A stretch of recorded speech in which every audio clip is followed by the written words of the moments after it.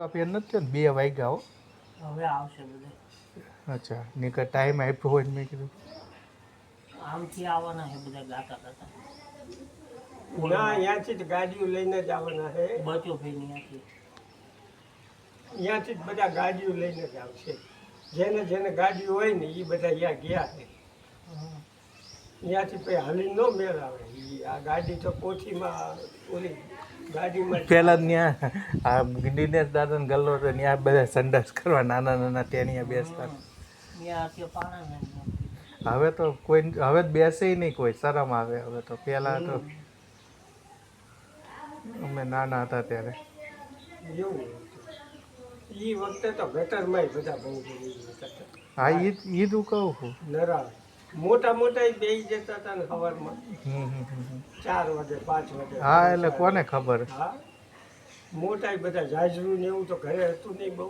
હતું જ નહીં કોઈને. એટલે બધા એમ પીઠમાં જવા કરતા એ બેસી જાવ. હું નાનો હતો ત્યારે નહોતું આપણે કોઈને. હા, એટલે બધા સવારે એક કાશમાં ન્યા હતું ઈ પછી બનાવ્યું. એ પછી એમને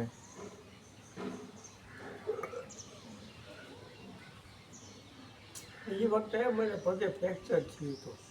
હમ. ઓલું આપણે હું તો ઊંચી આવતું હતું ને તે એ જોતા હતા. એમાં પછી હું હેઠો ઉતરો તા ઓલો પગ લપટી ગયો, હમ. ફ્રેક્ચર થઈ ગયું ને આવો મોટો પગ થયો. પછી તો કે અમદાવાદ જવું પડશે. તો પછી અમદાવાદ ગયો, પાટો બંધાઈને આવ્યા. હમ.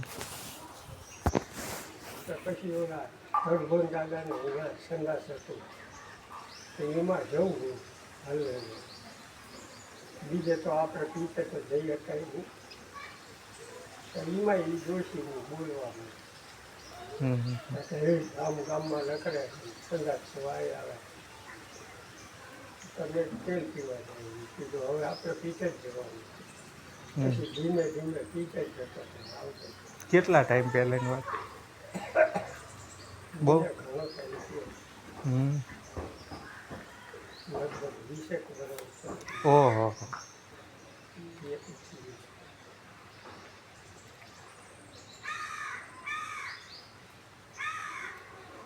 એવા હમ.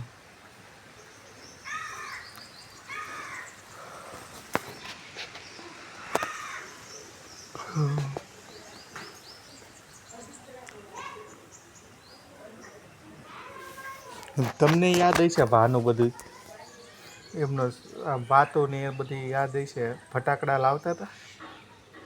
ફટાકડા લાવે ને એકવાર શું થયું ખબર? ફટાકડાની વાત મોકલી તે ફટાકડાવાળો ઓળખીતો હતો. હમ. મારા બાપા જે કામ કરે ને એ